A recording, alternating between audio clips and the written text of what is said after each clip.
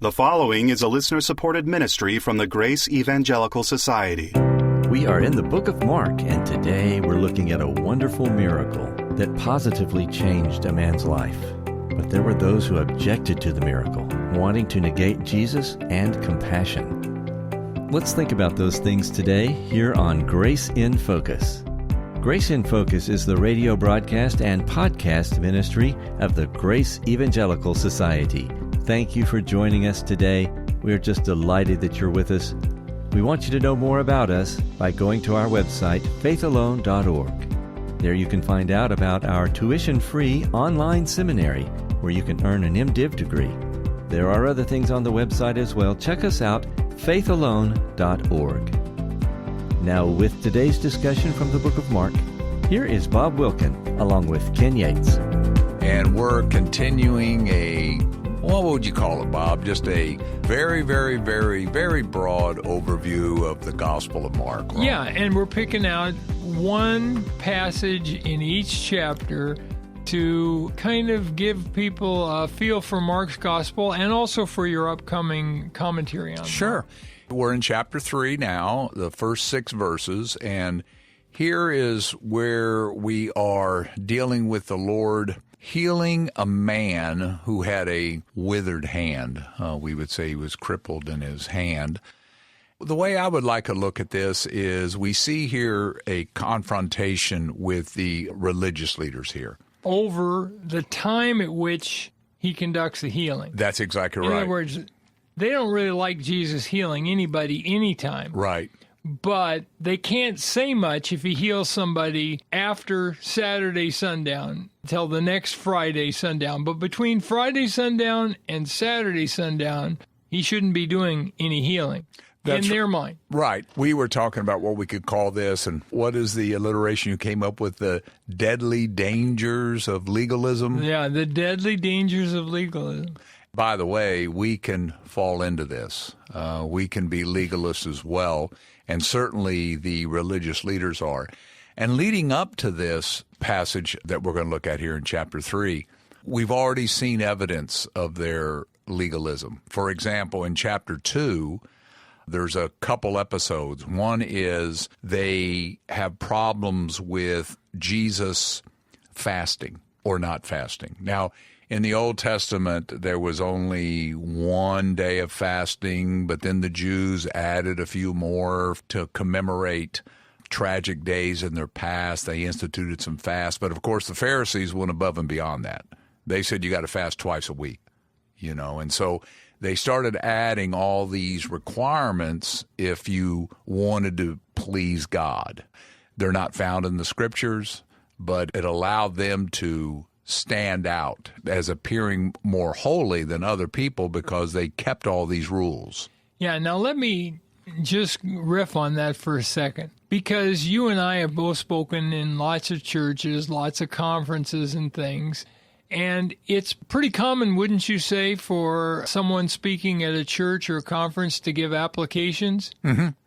But when we give applications, for the most part, we're not finding those in the text. Right. So for the most part, we're saying, in light of what this passage is saying, I think these would be 2, 3, 4 reasonable applications, right? Right. But how are our applications any different than the Pharisees and all their extended laws? I guess the difference is we don't say this is a law. We say this is a suggested application. But we do need to be careful, because if we're not careful, we're instituting laws. I remember Chuck Swindoll came out with a book called The Grace Awakening. A lot of grace people really liked it and said, boy, he was defending the free grace position of justification by faith alone apart from works. And I read the book and I was like, man, it's a great book, but it has nothing to do with justification. It has everything to do with sanctification. And he was writing about someone comes into your church with tattoos or body piercings. We need to accept them. Right. And we need to welcome them, and we need to try to win them to Christ. And if they're a believer, we need to try to disciple them. That's great. But he wasn't talking about lordship salvation or work salvation and saying, those are legalistic, those are wrong. I think the same thing could be true here, is this an issue related to sanctification or justification? Well, for the Pharisees, both. Yeah. What would their views have been? They were obviously adding all these things on through their oral traditions, because that's what we're talking about, these man-made laws, and Jesus was not keeping them. It annoyed him, right? It annoyed them greatly. Because here he is, supposedly this great prophet, great teacher, yet he didn't keep their laws, all of them. He kept some of them, and they were quite annoyed with him. And so they have this interaction here. Right. And building up to chapter 3, we see, first of all, Jesus is eating with Levi and tax gatherers and sinners, and that annoyed them. So that's one of their legalistic rules. That's right there with harlots. Right. And so harlots and tax collectors go together. And then he's not fasting enough, so that annoyed them. And then in the verses that follow that, his disciples are eating, and it's the Sabbath day. They're hungry, and they're picking off grain and eating and then it. Sifting it in their hands. That's right. You're harvesting. You're working because you're rubbing it in your hands and you're collecting it. And that went against their legalistic rules. So they're piling up. They're piling up, and it's obvious that Jesus isn't playing the game. Just jumping in here to make you aware of our magazine, Grace in Focus. It is a bi-monthly, 6 issues per year, 48-page magazine, full color.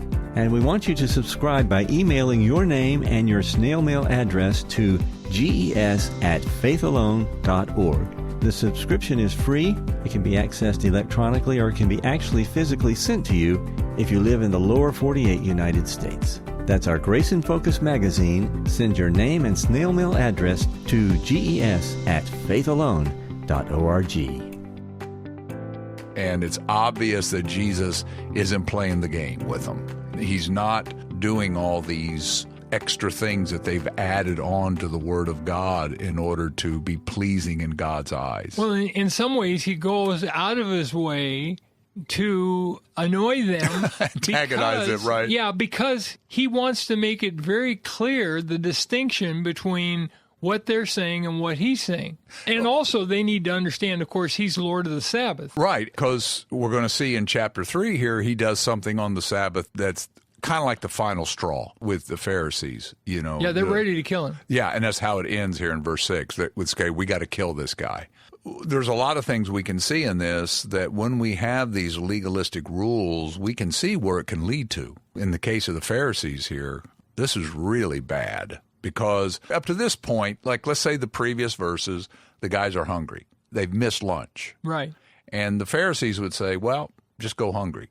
You can't pick that wheat off and eat it. Yeah, we know you're hungry, but it's a Sabbath day. You can't be rubbing that stuff with your hands and eating it, so it's better if you just go hungry. But in chapter 3, it takes it to a new level. Because here in chapter 3, we have a guy who's crippled. In his hand. And we maybe be able to assume that he can't work, for example. This would keep him. And imagine in the first century having an arm that didn't work or a hand that didn't work. What impact that would have on your life, when there's no Social Security network or whatever the case may be. This guy, he was a pitiful sight, if you will. And it is a Sabbath day. There's a couple things about this. It says in verse 2, so Jesus is in a synagogue with this man, and the man has a withered hand. And in verse 2, it says, they, the religious leaders, watched him closely. They were keeping an eye on him. Yeah. And they were spying on him. He's already laid down the rules, like you said earlier. He's antagonized But they weren't watching him closely so that they might see if he's the Messiah and believe in him. Right. They were watching him closely so they could trip him up. Exactly, to see if he's going to blow off their legalistic rules again. That's what they're spying on him. Yeah, so if he heals this man with the withered hand, in their mind, he's a terrible sinner. Exactly. In fact, Mark says it. They were spying him to see if he would heal this man. And he does, right? And what's amazing is they don't want him to do it. Right. They don't really care about the man in his hand. What they care about is their tradition. Exactly. Just like they didn't care if the disciples were hungry in the previous verses. You're hungry? Hey, that's just too bad. yeah, the Follow food's our there. tradition, Just yeah. follow it. So, in other words, they go from, okay, you're hungry. Hey, that's your problem. To, here's a man who's crippled, who can't work. And they would be happier if he just remained that way. Yeah. So again, the level of pain or the level of consequences for the situation has been elevated. Yeah. And of course, Jesus says, which is better on the Sabbath, to do good or to do evil? The point is, if Jesus can heal this man, and he can. That's good. Yes, that's doing good. Right. So if I don't heal him when I can, that's doing evil. Yeah. Is it better to save a life or to kill? Yeah. And the point here is, I can save this man's life. I can restore him where he can work. If he's got a family, now he can support his family. What should I do? Kill this guy in the sense of let him just remain this way, or save his life and his family, again, if he has one. And of course, Jesus does it. But what I like is, or something I want to point out is verse 5. It says that the Lord looked around at them with anger. Yes. It's reached a different level with the Lord. You know, up to this point, okay, you don't want my disciples to have lunch. They're hungry. Your legalistic rules would say just remain hungry. But now you want to kill this man. You would rather this man just continue this way. And they have no compassion. No compassion, just like they had no compassion on the disciples. But this is worse. I believe this is the only place where this word for anger is used on the Lord. He just can't believe at the hardness of this. And the point of all this is where legalism, you said the deadly dangers of legalism, this is where it can lead. We can despise people if we allow this to happen. We can have no compassion, no mercy. Right. And these are the religious leaders. And what do? They decide they got to kill him. So to keep their legalistic rules where Jesus says on the Sabbath, should you kill people? They go, you're absolutely right. We're going to kill you. We've got one in mind. That's right. We're going to kill you. And so we can see what happens when we add to God's word. And I think they would say it was okay to kill on the Sabbath. Sure, if it was Jesus, right. And don't heal this man. Just let him remain the way he is. Let him remain in this state of death, of not being able to work and provide for himself or his family. So, yeah, this is that's good stuff. It's a terrible passage here. And by the way, y'all need to see Ken's shirt. It says, "Truth, the new hate speech." I'm cracking up. He comes with the most unusual shirts. Well, that's because my wife buys them for me. It's her she fault. does? So, okay, yeah. all right. Well, say hi to Pam and to y'all. And remember, keep grace in focus. Be sure to check out our daily blogs at faithalone.org. They are short and full of great teaching, just like what you've heard today. Find them at faithalone.org/resources/blog. We would like to thank all of our financial partners who help us keep this show going. All gifts are tax deductible and very much appreciated. If you'd like to find out how you can be a financial partner, visit us at faithalone.org. On our next episode, Jesus reveals secrets. Come back and join us. Until then, let's keep grace in focus. The proceeding has been a listener-supported ministry from the Grace Evangelical Society.